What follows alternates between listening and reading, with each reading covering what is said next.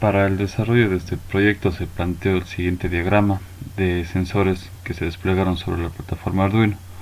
Uno de ellos es el sensor ultrasonido, que este nos va a permitir medir la distancia de un objeto. En este caso lo planteamos desde una puerta hacia un corredor. Entonces esto nos va a devolver la distancia de los objetos que se acerquen. También estamos utilizando un sensor infrarrojo y un receptor infrarrojo. Esto de aquí nos va a ayudar a simular la apertura de una puerta. Al momento en el que se interrumpe el flujo infrarrojo al receptor, vamos a tomarlo como si es que la puerta se hubiera abierto. Estamos utilizando también un sensor fotoeléctrico. Este nos va a permitir medir la cantidad de luz que está en el ambiente, y se está simulando dos sensores que serían de ruido y temperatura. También utilizamos el dispositivo que sería en este caso un servomotor. Este de aquí lo vamos a controlar mediante Telegram, y va a tener acoplado una cámara web para poder monitorear una habitación, y también un conjunto de luces LED que vamos también a controlarlo desde Telegram, el encendido y el apagado. Para lograr todo esto se creó un código en Arduino, que lo tenemos aquí en la parte derecha. Tenemos aquí toda la definición de las variables utilizadas, el bloque setup y el bloque loop. En este caso el código que tenemos inicialmente es el control de todos los mensajes que entren por el puerto serial. Aquí vamos a controlar, con esto vamos a controlar los dispositivos. Vamos a recibir mensajes, por ejemplo, de tipo servo on o luces on. Con esto de aquí vamos a encender o apagar el servo, y también controlaremos el servo poniéndolo en una posición especificada por el usuario. Para esto lo que hacemos es hacer un split de la cadena que nos llega y dividirlo en un key y un value. El key en este caso sería el tipo de dispositivo, que lo tenemos definido como tipo servo o como tipo luces. En caso de ser tipo servo, si es que el valor enviado es on, se enciende el modo automático del servo. Si es que el valor enviado es off, se apaga el modo automático. Si es que no fue ni on ni off, entonces fue un valor de tipo numérico.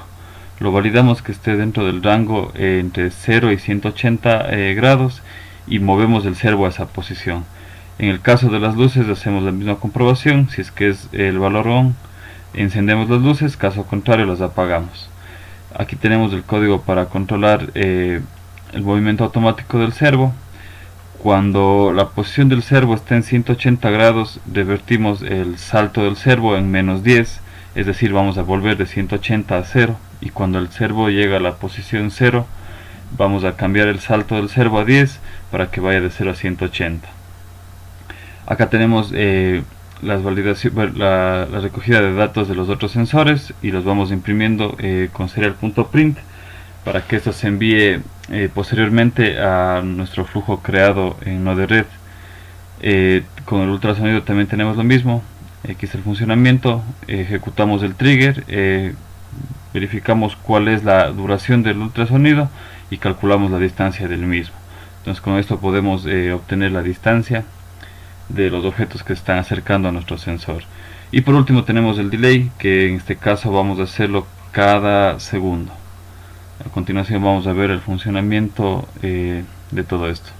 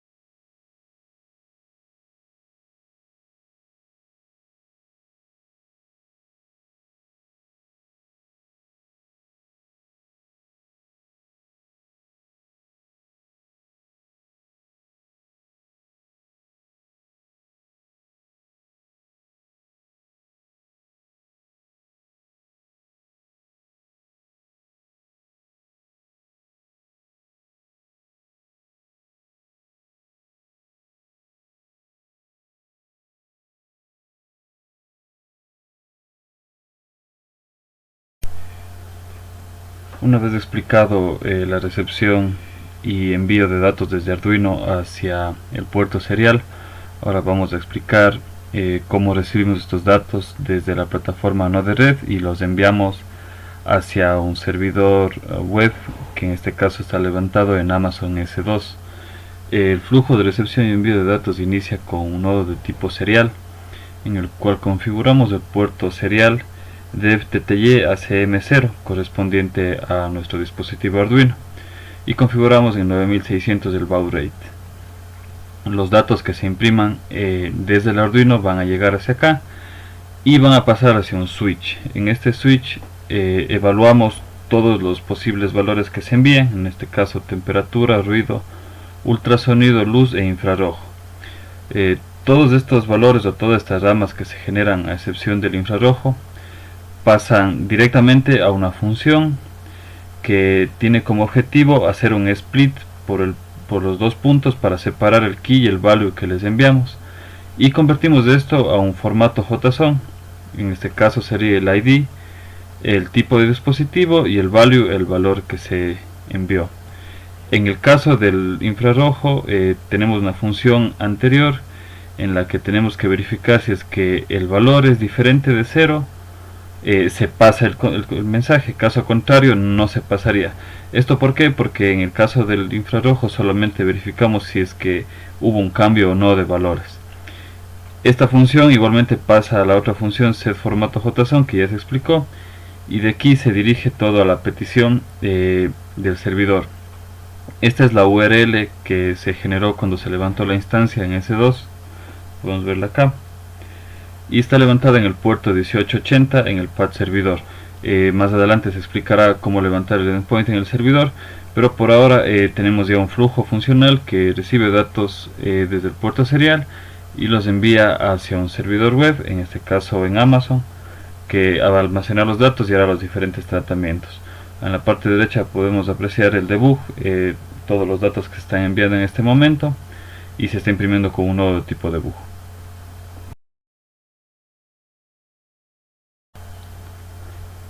Para la adquisición y envío de imágenes desde las cámaras se creó el siguiente flujo. El flujo inicia con un nodo de tipo inject que cada 10 segundos va a iniciar el proceso de adquisición de imágenes y envío hacia el servidor. Tenemos en este caso dos fuentes de video, una cámara IP, la cual está instalada dentro de la red local, y se utilizó un nodo de tipo HTTP request node para obtener una captura de la imagen en ese momento. En el caso de la cámara USB se utilizó un nodo de tipo USB cámara que también hace el mismo trabajo, pero con la cámara USB instalada en el dispositivo. Los dos nodos producen un buffer de datos que es necesario guardarlo, por lo tanto tenemos dos nodos de tipo file que van a guardar las imágenes en sus respectivas rutas. Posterior a esto vamos a tener dos nodos de tipo función. El objetivo de estos nodos es armar una cadena de comandos para enviarlo mediante un script de Python hacia el servidor. El primer comando que tenemos aquí es el endpoint, que está creado en el servidor Amazon S2 con el pad imágenes. El segundo parámetro que se va a enviar es el pad de la imagen creada, y el comando que va en el medio sería aquí la cámara IP.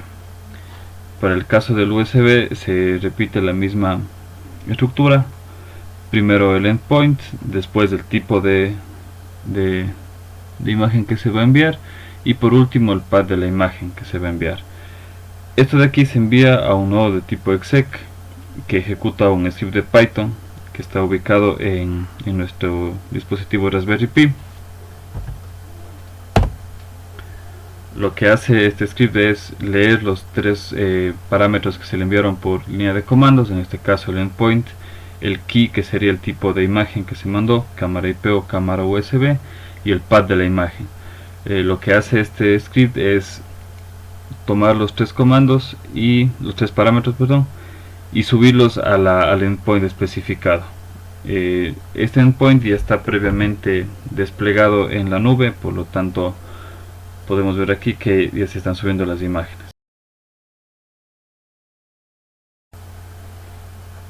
Para el control de los dispositivos que tenemos configurados en nuestro Arduino, en este caso el servomotor y las luces, planteamos el siguiente flujo.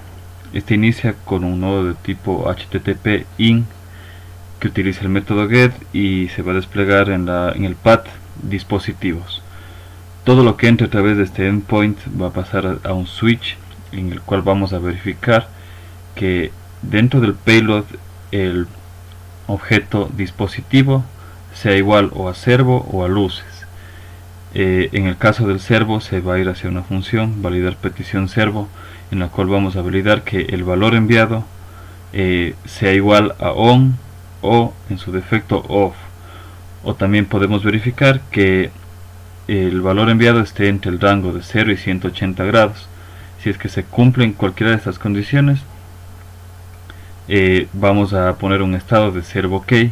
Si es que no se cumple las condiciones de estos valores, vamos a mandar un mensaje de error. En el caso de las luces es similar, aquí simplemente validamos on u off y 0 o 1 para validar el encendido o apagado binario. Si es que está correcto, mandamos un luces ok, caso contrario un error. Esto pasa a un switch de peticiones en el cual vamos a validar estos valores. Servo ok, luces ok serían los valores que están correctos. Estos de aquí pasan a dos nodos cada uno. Uno de ellos es el que prepara el mensaje para enviarlo al puerto serial. En este caso tiene que estar en el formato servo, dos puntos y el valor que se envió. En el caso de las luces es igual, luces, dos puntos y el valor enviado. Además de esta función se envía hacia un template que responde con el siguiente mensaje: valor recibido para servo, el valor que se envió, y para las luces de igual forma, valor recibido para las luces, el valor enviado. En caso de que tengamos un estado de error tanto para el servo o las luces, vamos a redirigir a una página de error que nos va a decir valores fuera de rango, y todos estos tres templates se dirigen a un nodo de tipo HTTP response que nos va a dar la respuesta hacia el usuario.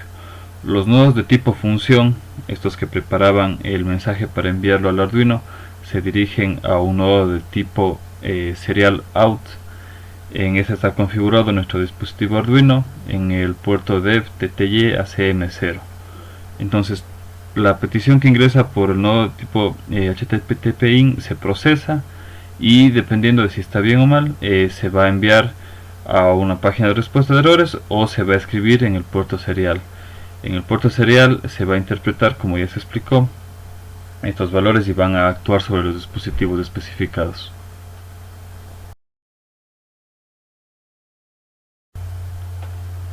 Continuando con la explicación, ahora vamos a indicar el flujo creado en el servidor. En este caso el flujo es para la recepción de valores. El flujo inicia con un nodo de tipo HTTP in que está desplegado mediante el método post y en el path servidor. Si recordamos, anteriormente en el cliente habíamos configurado esta dirección en nuestro nodo de tipo HTTP request, pero en el cliente. Ahora vamos a explicar cómo es que se levanta este servicio. Todos los valores que llegan acá los redirigimos directamente primero a un nodo tipo HTTP response. Siempre vamos a dar el OK independientemente del valor que se envíe. Por otro lado, aparte de irse a este nodo, nos vamos a un nodo de tipo switch. En este nodo lo que vamos a verificar es lo siguiente: dentro del payload vamos a tener el objeto ID que le habíamos configurado nosotros en nuestro formato JSON. Este valor de aquí vamos a evaluarlo si es que es igual a los diferentes tipos de sensores que tenemos desplegados: temperatura, ultrasonido, luz, ruido o infrarrojo.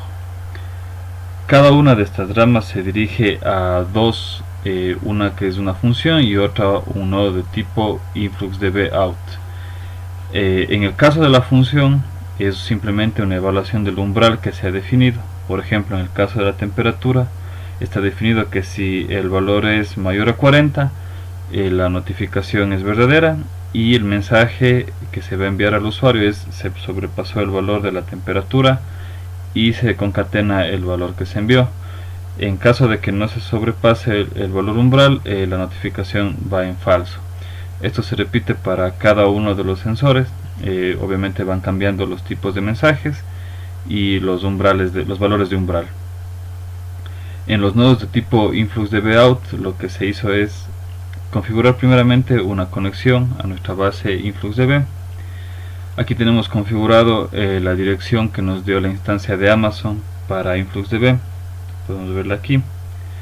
Esto ya está previamente configurado y la base de datos también ya está creada. Se llama monitoreo la base de datos y está levantada en el puerto 8086. Para cada valor se configura un tipo de media diferente. En el caso de temperatura es temperatura, ultrasonido es ultrasonido y así sucesivamente.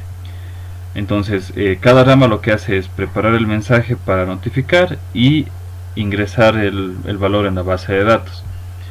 Todos los nodos de tipo función, una vez que preparan el mensaje, se redirigen a un switch de verificación en el cual vamos a verificar si es que el objeto notificar es verdadero.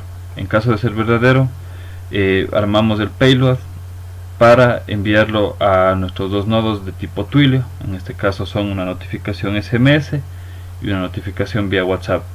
La configuración que se hizo aquí es similar. Para el SMS y para el WhatsApp necesitamos configurar primeramente el account de SID. Esto lo podemos obtener de la página de Twilio cuando generamos la cuenta. El número de teléfono de igual forma, esto está disponible en el dashboard de Twilio y el token también está disponible en esa página. En el caso de WhatsApp tenemos la configuración similar, pero tenemos que variar, y en el número de teléfono tenemos que anteponer la cadena WhatsApp 2 puntos para que se envíe por ese medio. Volviendo a los nodos, en el caso del SMS es simple, configuramos el número de teléfono al cual queremos enviarlo, y en WhatsApp de igual manera, pero anteponiendo la cadena WhatsApp antes del número de teléfono. Ahora vamos a hacer una prueba. Vamos a ponerle aquí.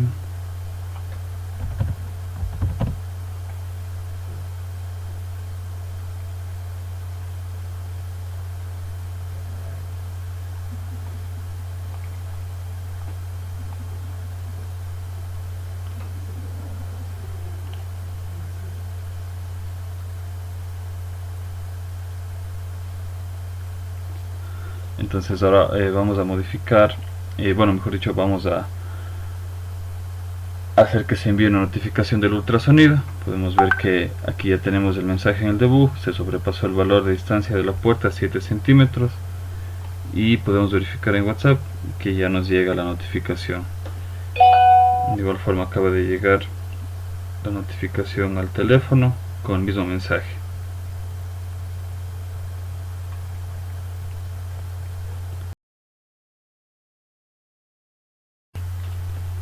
Para la recepción de imágenes del servidor se está utilizando el siguiente flujo. Este tiene como nodo inicial un nodo de tipo HTTP in multipart que utiliza el método POST y se despliega en el path imágenes. Este de aquí nos permite enviar archivos desde los clientes. Como podemos recordar, en el cliente teníamos especificado el path de nuestro servidor de Amazon, el puerto 1880, y en el URL imágenes. Ahora, todos los flujos que entran a través de este nodo pasan a través de dos switches que se encargan de discriminar si es que la petición se hizo para subir una imagen IP o una imagen USB. Los flujos se dirigen a dos funciones, las cuales actúan de manera similar y lo que hacen es armar la cadena de parámetros para hacer una copia de la imagen temporal hacia la ruta de almacenamiento. Por lo tanto, el primer parámetro que vamos a tener aquí es el path temporal subido al servidor, y el siguiente sería la ruta de almacenamiento definitiva según el tipo de cámara. En el caso de las cámaras IP va hacia imágenes node cámara IP, y en el caso de las USB a imágenes node cámaras USB. Esta cadena de parámetros se envía a un nodo de tipo exec y se concatena con el comando cp. Entonces aquí vamos a copiar la imagen temporal que se subió al servidor hacia una ruta definitiva, y por último respondemos con un nodo de tipo HTTP response. Podemos verificar en el servidor cómo se está dando la subida de imágenes.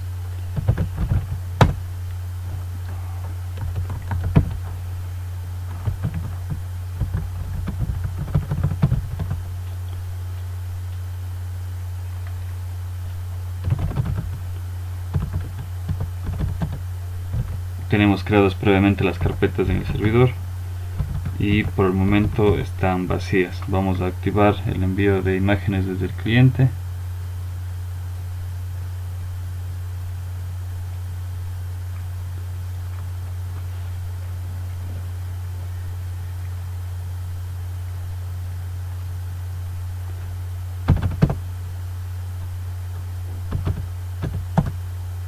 Y podemos ver que en el caso de la cámara IP ya se subió un archivo. Revisamos en la cámara USB y tenemos ya en este caso 3 archivos. Los nombres de los archivos son cadenas aleatorias para no sobreescribir los anteriores. Entonces de esta forma se creó el flujo para la recepción de imágenes y guardarlas en el servidor.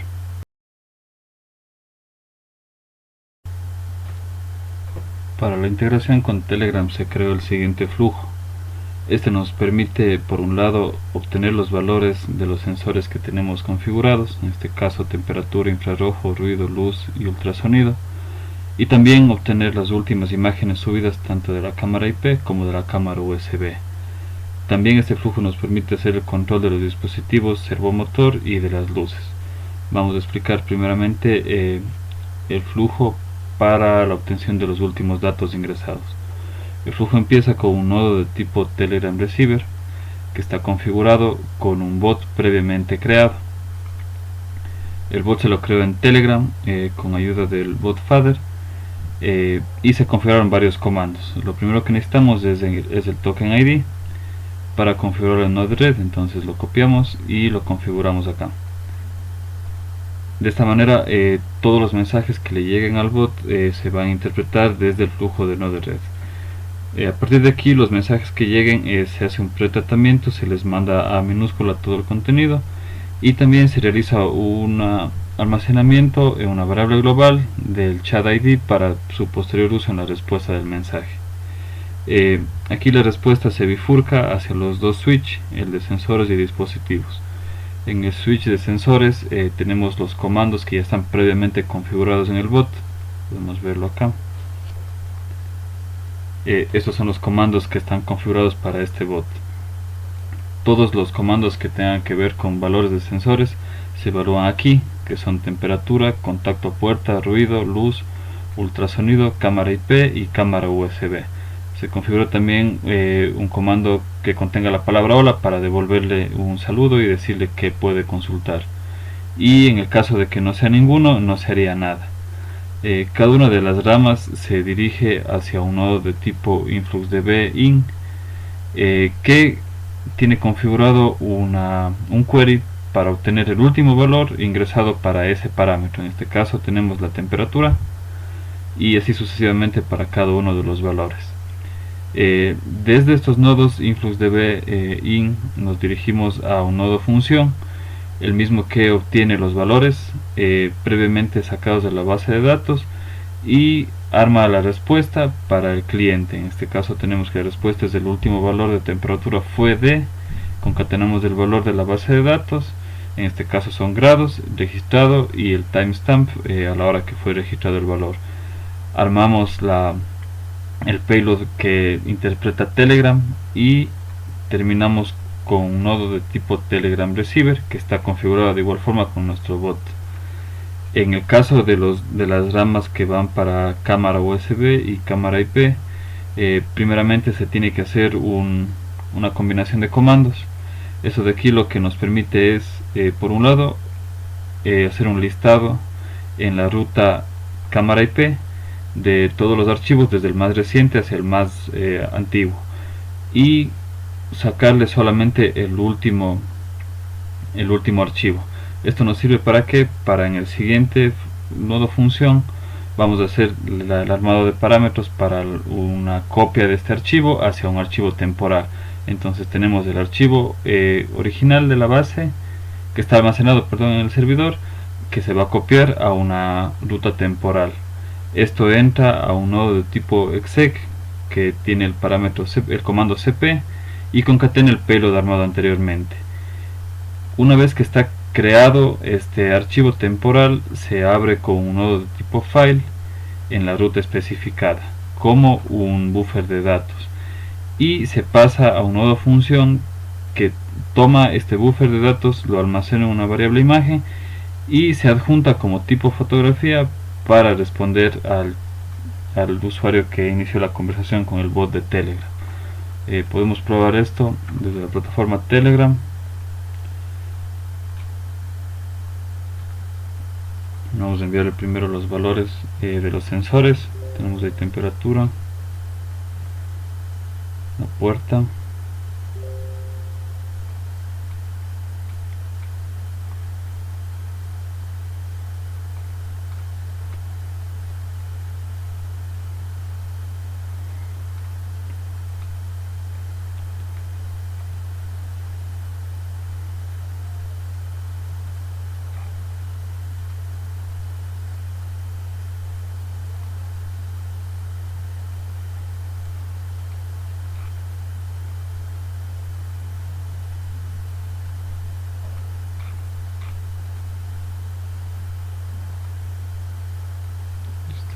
entonces de esa manera tenemos el flujo para obtener tanto los valores ingresados de los sensores y de las cámaras.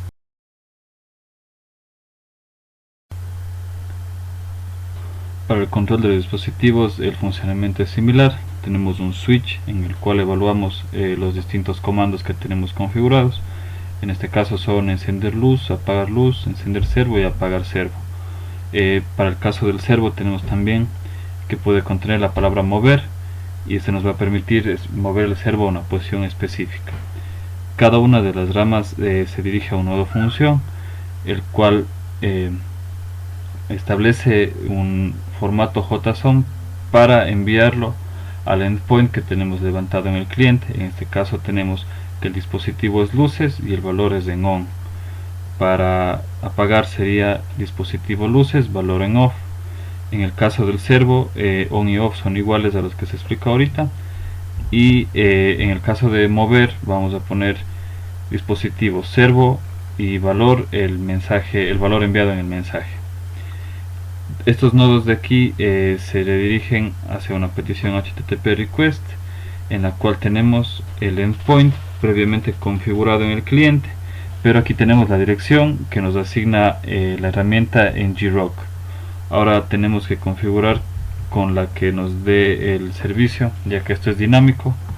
Entonces vamos a volver a nuestra Raspberry Pi y vamos a levantar el servicio en el puerto 1880.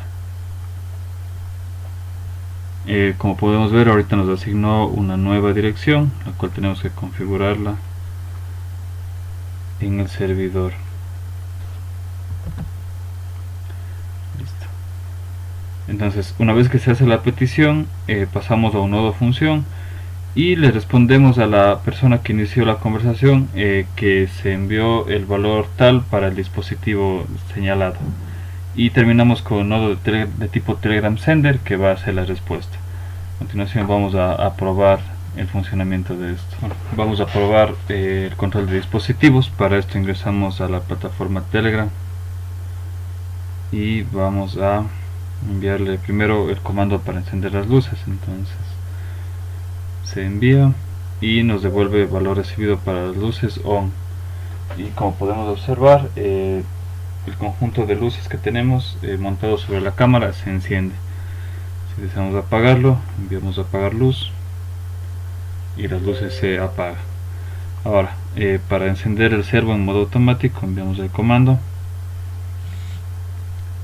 y podemos ver cómo inicia el paneo automático de 10 grados por salto.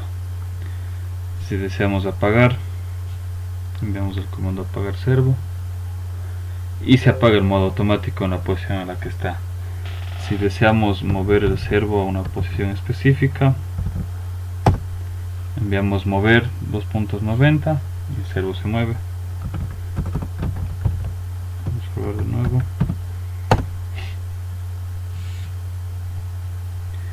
De esta forma podemos ver cómo integramos la plataforma Telegram con la plataforma Node-RED, y a su vez logramos controlar dos dispositivos que están montados dentro de una red local gracias a un túnel que se expone con la herramienta ngrok.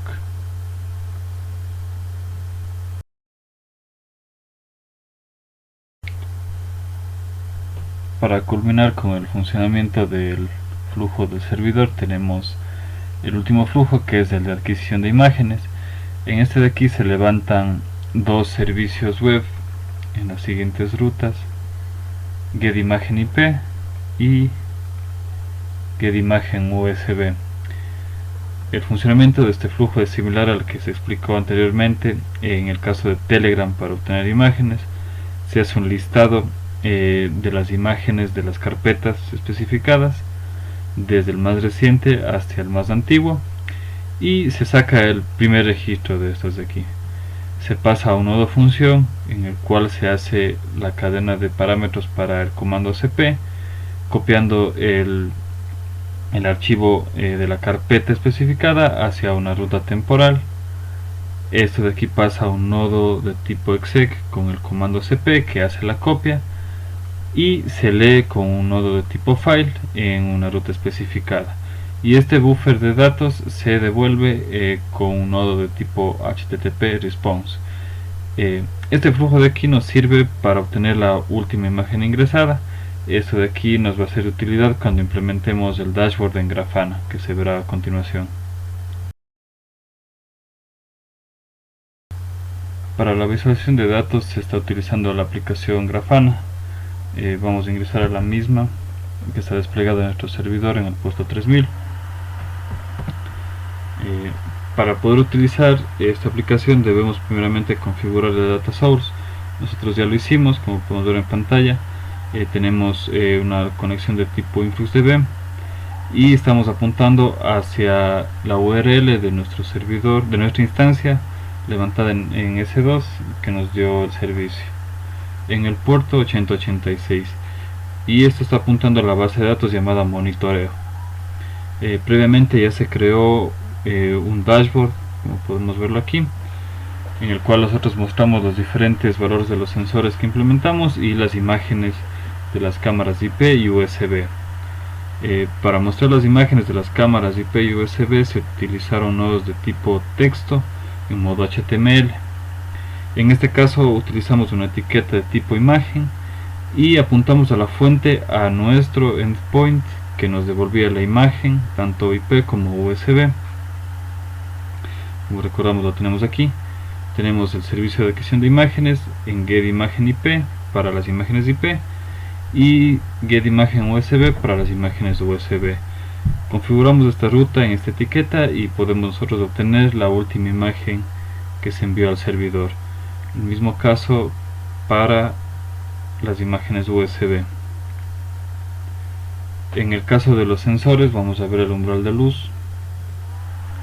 Se hace una consulta a la tabla de luz y se muestra en un componente de tipo graph de líneas. También se definió valores críticos. Todos aquellos que sean mayores a 300 van a ser considerados como valores críticos. En el caso del sensor de presencia, tenemos también que se hace una consulta del valor a la tabla ultrasonido y se despliegan los datos en un componente de tipo graph de líneas. También definimos aquí un valor crítico que sería menor a 100, es decir, si es que algún objeto está demasiado cercano hacia el sensor, sería un valor crítico.